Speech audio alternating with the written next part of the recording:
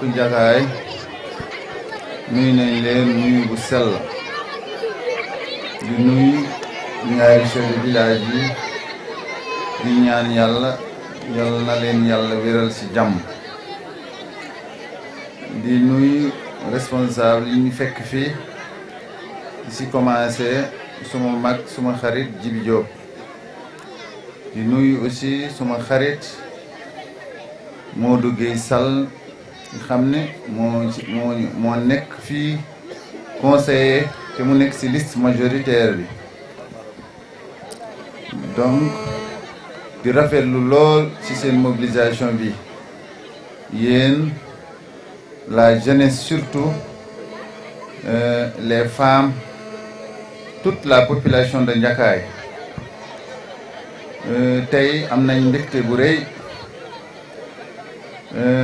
bu doon sunu sago quelques responsables yi ñu ànd ñu wax mais aussi xam ngeen tey mooy dernier jour collectif bi à partir de minuit kenn amatul droit def manifestation te ñoom ñu xaar mbaan pour loolu ngeen comprendre ñu jéem résumer suñu parole damay commencer rek ci animateur bi lu mu wax ci ñëw nañu fii ñu parrainé woon ñu benn final jour boobu ku leen gis xam ne vous êtes engagé derrière la coalition IPD vous êtes entièrement avec nous vous nous soutenez donc je vais venir aux doléances xam ngeen Njaxaay tey nu mu toll keroog wax naa ko jour final bi bu fekkoon on a un bon interlocuteur un maire instruit ou bien un maire intellectuel c'est 7 ans de règne tey du ay école élémentaire la ñu wax fii tey dañu fi wax un lycée wala un collège moderne parce que seen effectif seen jeunesse laaj na lool ma ci dolli fii ci Njaxaay bu dee ay case de santé la ñu wax fii xam ngeen commune bi mu ngi arrière Sénégal mu ngi dox commune baa ngi arrière parce que toujours dem koy wax avec le président Macky Sall Sénégal mu ngi dox mais xëy na boo joxee nit nga yëkkati sa baat nga jox ko fekk nit ki c'est un nulard moom boppam rek la talul leneen wala foo ak fecc loolu mooy programme am lu nekk li programme am moom mu ngi ci encore fii ci Njaxaay xam ngeen position Njaxaay sur le plan géographique yaakaar naa bu fekkoon tey am nañ un bon maire qui se soucie de vos préoccupations de vos doléances tey day fekk Njaxaay melul nii lu tax ma wax loolu la commune a un budget commune bi dafa am budget léegi du communauté rurale commune la chaque année si je ne me trompe pas budget commune bi 210 millions la 210 millions boobu dañ ko war répartir gox bu nekk village bu nekk dañ ci war gis sa bopp xam ngeen boo ngeen gisee Njaxaay am ñett làmp c'est parce que maire bi moom moo war a fay éclairage public bi moom moo war a monter lamp yi jox ko ak Sénélec ñu bu facture bi génnee ci budget commune bi ci lañ ko war a fay mais du loolu mooy problème am ma wax leen sànq wax nga fi ay affaire ndox xam nga ki nga xam ne mu naan moom xarit président Macky Sall la te yow sa kër li nga xam ne lii kenn xamatu say jabar yi ay saret mbaam la ñu tàkk dem wuti ndox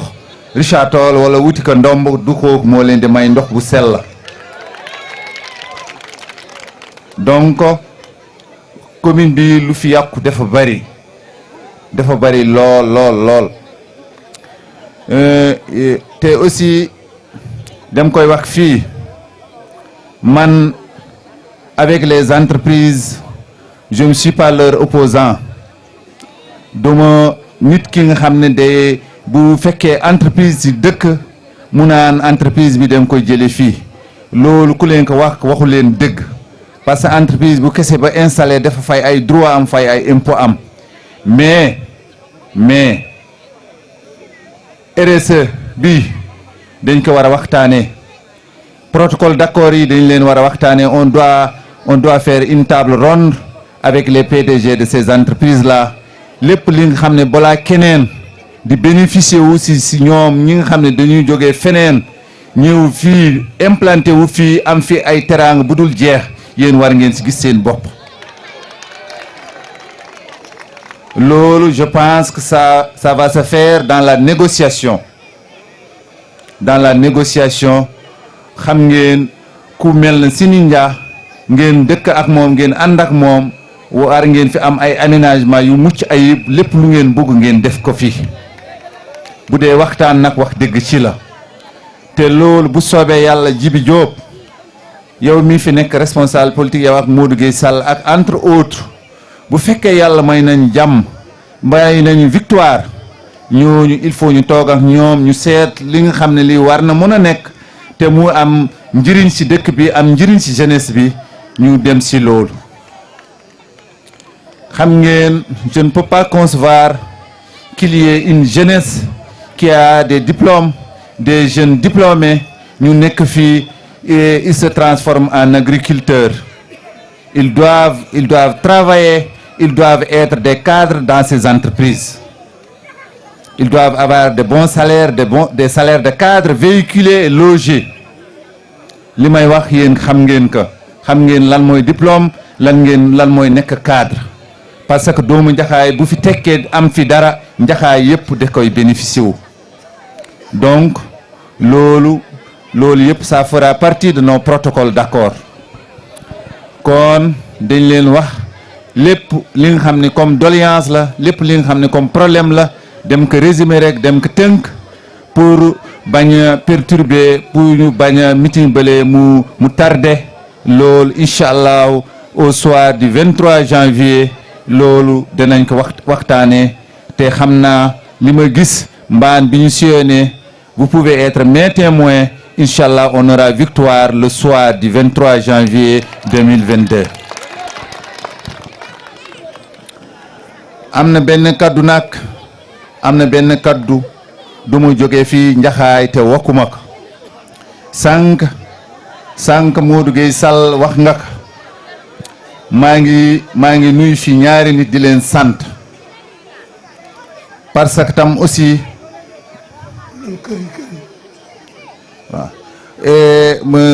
la doléance des parcelles mooy maison yi nga xam ne war nañ leen dagg pour waa Njaxaay yi xam nga dañ leen xaw tënk loolu tam aussi bu fekkee yàlla may nañ victoire danañ ci wax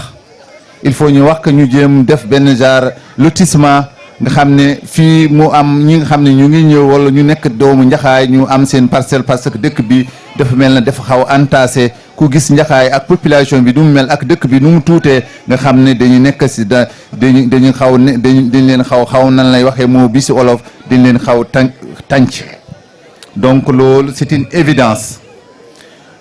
ma sànq Modou Gueye Sall am na li nga wax lu am solo man dem koy waxaat fii te aussi je suis devant la télévision je suis devant les réseaux sociaux il faut tam ma wax ka maa ngi sant di gërëm président Oumar Sarr mu nekk doomu Waala si nguur Ablaye Wade mu def si Waala def fii si Mbaan def si département Dagana lu kenn deful mu ànd ak aussi mu jëloon village Njaxaay bi confié ko suma nijaay suma xarit Cheikh Thiane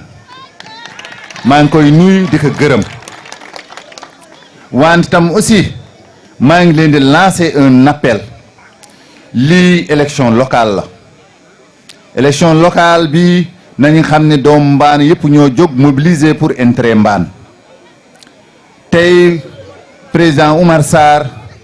dem koy lancer appel élection locale yi na ci maandu moom ak Cheikh Thiane bu dee Dembel fii yaakaar naa tey du ngeen jël seen carte ngeen jox ko Dembel Et aussi, je réitère mes propos. Nous sommes dans la mouvance présidentielle, on est avec le président Macky Sall. Voilà, nous les noirs, nous sommes opposants. Nous sommes des maquistes purs et durs. Mais ces élections locales, nous avons pris notre liste parallèle. Parce que tam aussi c'est des élections. Macky Sall moo fi indi population yéen population bu dee seen doom doy na leen bu defee droit yu mu war def mooy notamment la caution mu def caution am mun na jël listam parallèle bu fekkee moom am ngeen si moom confiance am ngeen si moom yaakaar ngeen voter ka mais fii njaboot Macky Sall kese ñoo fi nekk tey nag man yaakaar naa kuy ñëw si yéen tey di leen wax ñëw leen ngeen topp Dembel parce que bu ngeen ko toppul damay am problème kooku dafa jël fetel di leen tirer ay bal parce que delloowaat fi Dembel moom c'est la catastrophe, c'est la mort. Le fait de faire revenir Dembel, c'est le coronavirus. Je le dis, un autre nouveau coronavirus. Parce que Dembel nous a maltraités, tous Mbanois. Où rentre notre budget? Où sont les infrastructures? Où est le plan de Macky Sall, le plan de l'émergence dont parle Macky Sall? Rien en Mbane, rien, je le dis, zéro. Donc,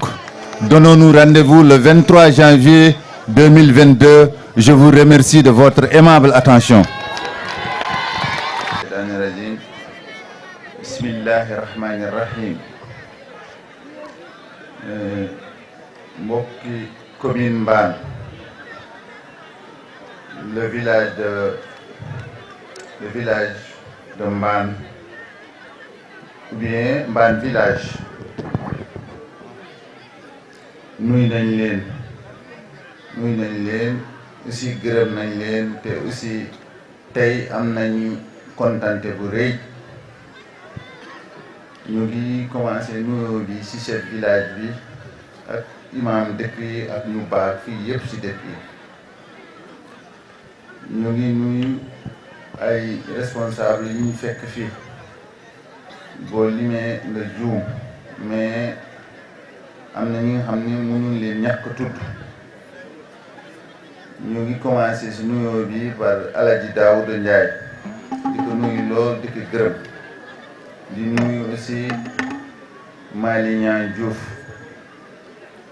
di nuyu suma ñaari rakk yi wala mun naa wax sax suma moroom yi mooy Pape Mbane Niang ak Abdoulaye Ndiaye mais aussi du ma fàtte le professeur Pape Madické Wade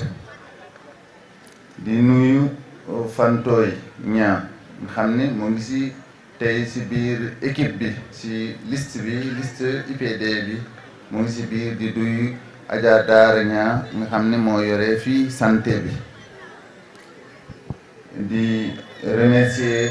ay waa Mbane yi nga xam ne am na ñuy jóge tey sax extérieur ñëw jàppale ñu ku mel ne El Hadj Ndiaye Italie la jóge ñëw uniquement pour la victoire. Alaaji Ndiaye kontaan naa bu baax moom may mat garab yu baax ba léegi ma mën a continuer sama liggéey. Merci beaucoup Alaaji Ndiaye.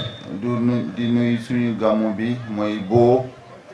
vraiment di féliciter ñëpp fii ci Mbane mais également yéen waa Mbane yëpp ñu ngi leen féliciter parce que ñu ngi fii tey ci chef-lieu commune bi. tey aujourd'hui c'est le rendez-vous de tous les Mbanois mun naa wax am na ay yenn village yi nga xam ne yu mel na waa Boutéy ni ñu ngi fii waa Niassante am na ñu jógee fii am na ñu jógee Pathé Badji ñëw fii donc accompagner ñu ci meeting de clôture bi aussi war nañ leen nuy sant leen di leen gërëm. ñu ngi nuy aussi ceux qui nous ont accompagnés ba heure bi presque sax débordé nañ parce que ñu ngi waroon arrêter minuit mooy. nu dispositif bi ñu àndal ñi yore autosonorisation bi ak ñi yore animation bi ak la jeunesse bi nga xam ne nelawuñ guddi ak bëccëg ñu ngi ànd ak ñun seen kiif ak seen mar te aussi loolu yëpp pour man Sidi Ba sas la si man. Je pense que cette nuit-là sera mémorable pour moi. Elle va être une histoire dans ma vie. yéen moom daa dégg français bi. guddi gi man duma fàtte si suma dund kontaan naa lool mais aussi tiit naa lool tey xam naa tey am naa sas bu rëy maa ngi ñaan suma boroom seen yaakaar bi ngeen teg si man yàlla bu ko yàlla tas parce que tam aussi gor rek la mun a doon gënuma fi kenn xëy na yaakaar rek moo tax lii yëpp mu am ci biir Mbane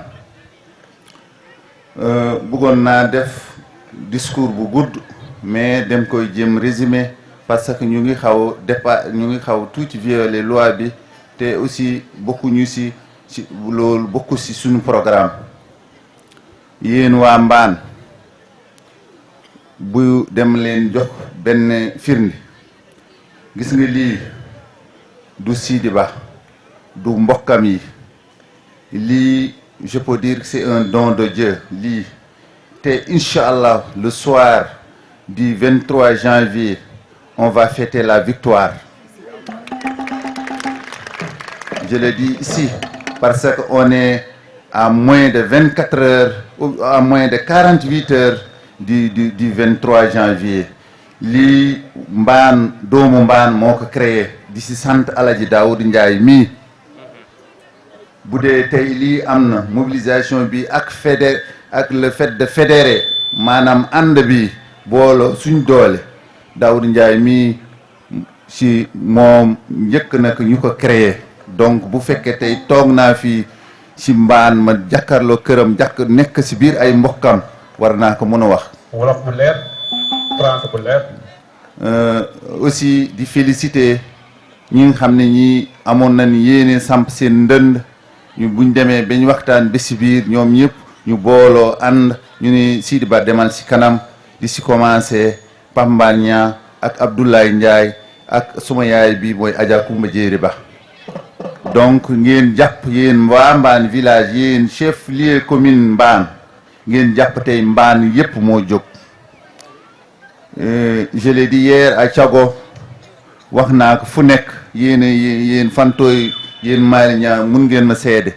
ñun dañu ni sunu Mbane bi benn bopp la kenn mënu ko xar ñaar ñun xamuñu diw pël la wala diw naar la wala diw olof la boo kesee ba génni fii nga naan waala nga jógee dañ lay wax waala rek même sunu son bi boo kiyee doomu waala nga ciy dégg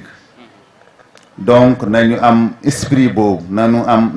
ànd boobu nu bañ ñu dugal ci leneen lu nekk ci commune bi man duma ci dellu yéen ñëpp yéen gisal seen bopp xale bu am 3 ans sax boo ko laajee défaut yu nekk ci commune bi dana la ko wax waxuma lu mag bi nga xam ne da nga dem ba nga am sa 70 ans wala nga dem ba am sa 80 ans yaakaar naa tey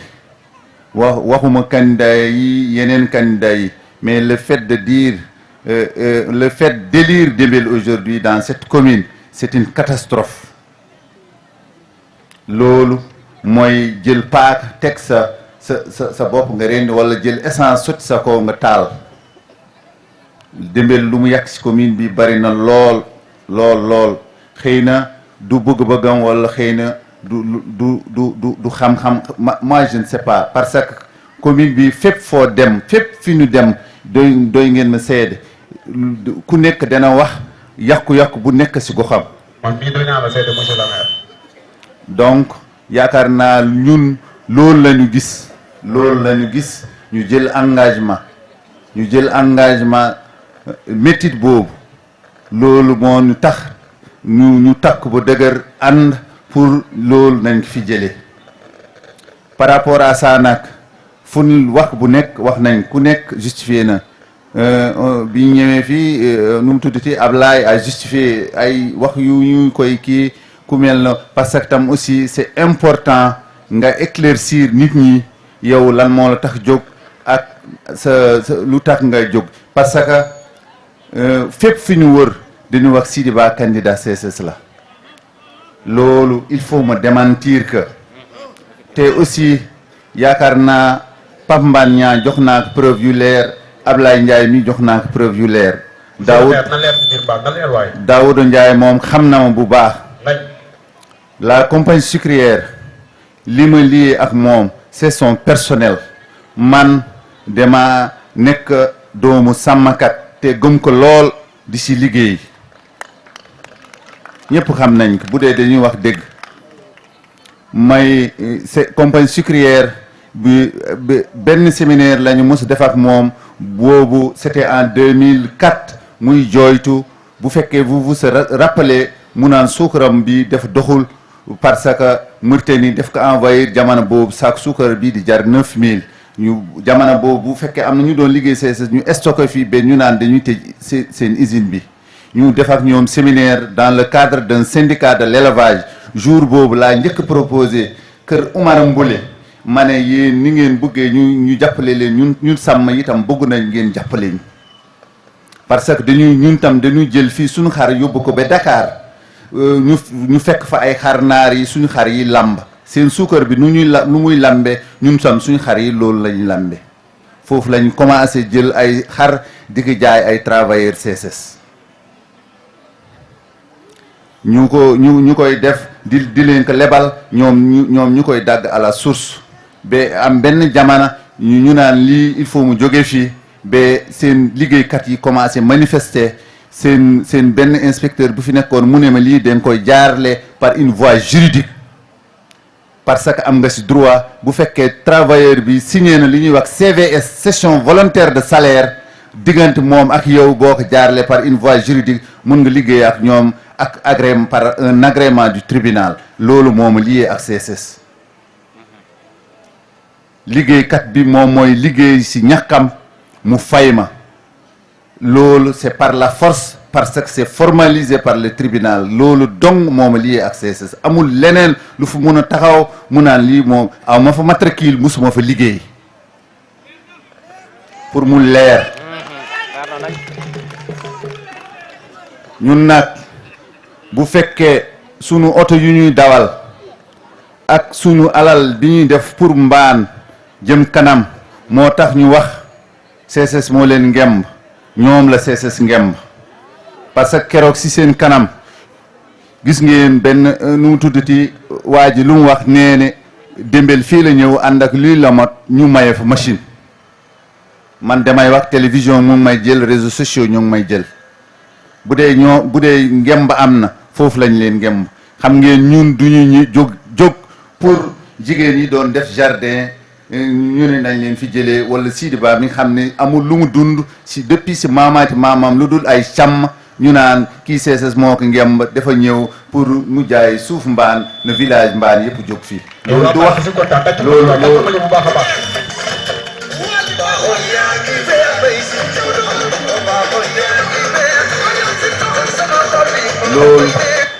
loolu du wax loolu du wax xam nga waxtaan tam wax dëgg ci la ñun bu fekkee yàlla jox nañ commune bi waxuñu dañuy xeex entreprise yi waxuñu loolu de waxuñu dañ leen fi jëlee mais li nga xam ne moo ngi foofu te mu war a njëriñ askan bi te mu war a njëriñ population bi dañuy delluwaat ci ñoom négocier ak ñoom lépp li nga xam ne war na fa jóge te mu njëriñ population bi dañ koy indi apporter pour population bi di ko jëriñoo parce que mënuñu concevoir ñu jóge fële ñëw fii di ci am seen teraanga fekk benn doomu maana mbaan wala fekk benn waa mbaan mënoo ci am dara parce que entreprise bu nekk am na li ñuy wax RSE responsabilité sociétale d'entreprise bu fekkee yokkuñu ko ñun duñ ko wàññi mais ñëwuñu pour suuf mbaan ñëwuñu aussi pour jël suuf mbaan jox sini nja non loolu duñ ko nangu bu ngi doon nangu Ebedi Fall mi du ànd ak Sidi Ba parce que moom mooy président commission domaniale xam ngeen kii jàmbaar bi kii ak Birama Koye ñun ñett ñoo njëkk te jëndoo si néeg ñu naan commune bi nañ ko def candidature xam ngeen Sidi Ba du complot ak Pape Mbane Niang pour nañ jaay mbaan wala mu complot ak Abla ay preuve Pape Madické wax nag sànq nee ni Sidi Ba contrat moo ñu lié ak moom il a raison parfaitement c'est un contrat qui nous lie waa mbaan dem leen wax yeewu leen ñun de buñ fi amul résultat et puis un résultat important un pourcentage de 90% dinañu rus dama bëgg bu dee Pape Madické am na lu mu liggéey mbaan wala Pape Mbane Niang am na lu mu fi def wala Abdoulaye Ndiaye wala Daouda Ndiaye wala Fantoy wala Mali Niang Diouf wala Daara Niang wala Ibrahima Fall mii te géwél bi nga xam ne daf bay tamam ànd ak ñun ngeen def résultat le soir du 23.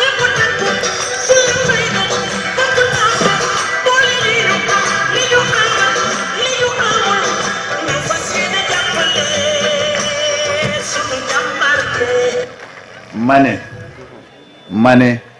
ñun jomb nañu di jël seen alal di ko lekk wala di ko uute ay alal wala jël seen deret yi di ko naan yenn yi mooy naan deret nit ki parce que boo demee fi nga xam ne yow rek ak yàlla gis nga nguur boo fekkee gis nga nguur boo jiitee réew boo jiitee réew dem leen wax benn affaire gis nga nit balaa nga koy fol xamal nit ki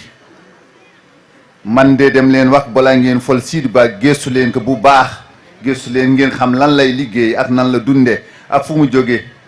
parce que nit bu fekkee ragaloo yàlla mun nga toj réew boo jiitee njiit bu ragalul yàlla mun na toj réew alal ji nag neex na lool mais nañ ko gagné honnêtement na nga xam fi mu jógee xam ngeen kooku seen doom maçon boobu doon wax fii moom xam na Sidi Ba fan la amee alalam ak keneen wala bu ngeen laajee Daawur Njaay dañ leen la wax fan laa amee suma alal sànq Ablaye Ndiaye wax na fi waxu financement il faut ma dellu ci parce que man fukki at ak ñaar de wàññi leen benn ñaar ñett ba mu nekk fukki at ak ñaar seen doomu mbaan te mu nekk doomu mbaan mu nekk Fatou Bintou Wade te mu nekk rakku Pape Madické Wade chaque année fukki at ak ñaar chaque année mu financé ma 15 millions chaque année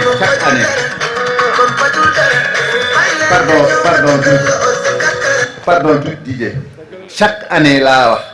pendant 12 ans elle est la caissière de l'ASEP elle me finance 15 millions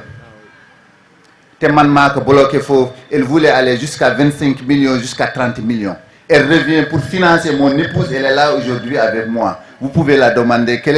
est le montant qu'elle donne à mon épouse donc ñun xiifuñu xaalis te kooku doomu mbaan la bu dul dégg bu ñëwee fii ngeen laaj ko est-ce que lu Sidi Ba wax dégg la wala du dégg ñun développement moo ñu ñor xam nañu liggéey te loolu moo gën a tuuti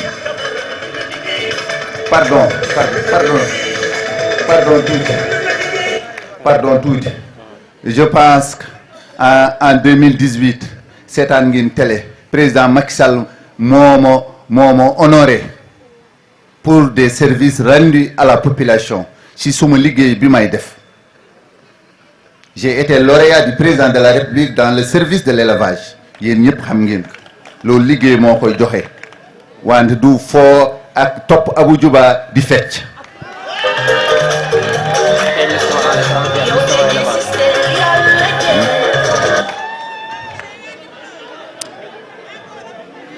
ma ne en 2010 laa fi jógee mission élevage dem Espagne il faut projet ba yi ngeen doon dégg caabak man mi maa ko indi woon jox ko jigéen ñi bu mu fa demee bu ñu demee Espagne ñu mu leen wax dem leen wax ay affaire ratt bay jigéen ñoo ko moom mais du góor bu dee Afrique Sénégal bi ñu dëkk ay jigéen ñoo ko moom benn karaw bay jëluma ko foofu donc xam leen yéen waa mbaan am ngeen ay doom yu gum liggéey nga xam ne amul caakaan bu fekkee nag loolu yëpp pour des intérêts personnels crypto personnels ngeen koy jël bu ngeen voté leneen yéene jaay mbaan ñii je le dis encore xëy na de bu fekkee yàlla fol nañ booy diriger yow toute ta responsabilité est engagée mais fas naa yéene bu fekkee yàlla jox nañ commune bi demee lu ci gën a bari ñii ñoo koy gérer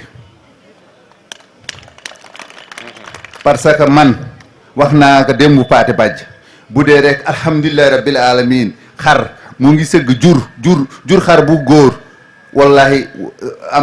am naa li ma liggéey te doy na ma lool te gëm naa ko lool dem ko gëm dama gëm xar bi gis nga xar bi dem ko gëm de te moom rek laa fas yéene liggéey donc ñi wuñu fii pour s'enrichir sur vos dos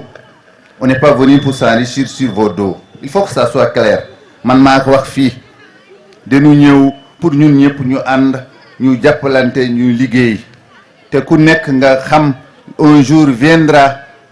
nguur gi lu mu neex même léegi sax c'est limitation des mandats à notre âge est-ce que danga ñëw fi jaar fi rek def fi benn mandat di rombante ak yéen fii ñu dëkk fii biir mbaan ñu fas yéene incha allah lépp lu ñu arrivé yàlla na yéeg nay nekk fii si biir mbaan ñu on va laisser derrière nous une mauvaise histoire loolu duñu ko def ngeen tey mbaan yëpp moo mobilisé encore comme que si meeting de clôture laa nekk maa ngi remercier village yëpp yu ñu sillonné vraiment waa mbaan équipe bi mu àndal honoré waa mbaan honoré lañ ko surtout éleveur fépp fi ñëw fii mun ngeen ma seede ñoom jàpp nañu nag rey ko yéen bu fekkee du dégg wax leen du dégg ñëwuñu fii ay politique di jëkkati xaalis di ger nit ñi tout un chacun a participé financièrement et activement def na ci dooleem def na ci alalam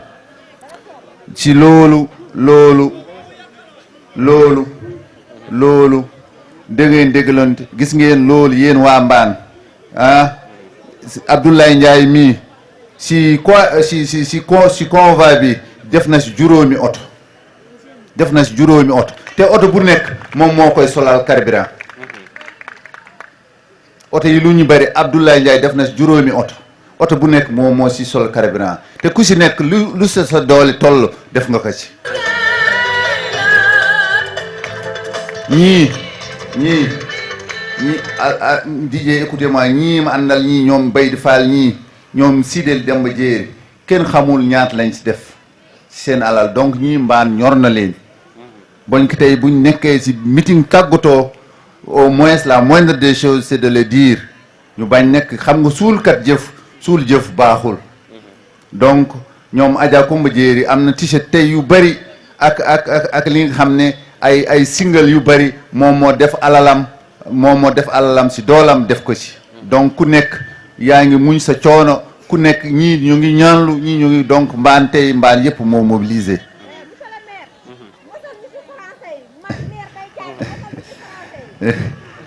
Fantooy je dis donc je vais parler en français comme vous voulez. Monsieur le maire. Oui. Can you speak English? Quoi? Can you speak English? Yes, I can. What's your name? My name is Sidi. Why dégg leen loolu waay? Huh? My name is Sidi. I am here between with my English teacher Sidati Sow. Est-ce que dégg leen loolu? And but now I began to forget, but I was learning English at university. ku ñu ko daan sax pour àll bi tàcc leen ko ko tàcc leen ko ko way leen ko. Donc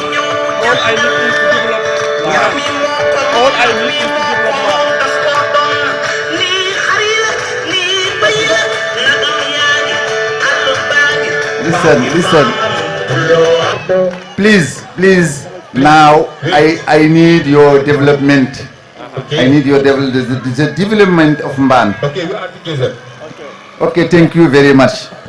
Let's go. Donc di gërëm ñëpp di ñaan yàlla nag li ñu gis ci àll bi yàlla bu mu tas di ko ñaan yàlla bu mu tas doléance fii ak programme lépp li nga xam ne programme ñun envisagé nañ def nañ ko ci papier sànq kii commencé woon na ko ci wax donc donnons-nous rendez-vous le 23 janvier 2022 avec une victoire éclatante. On a gagné, je le dis et je persiste.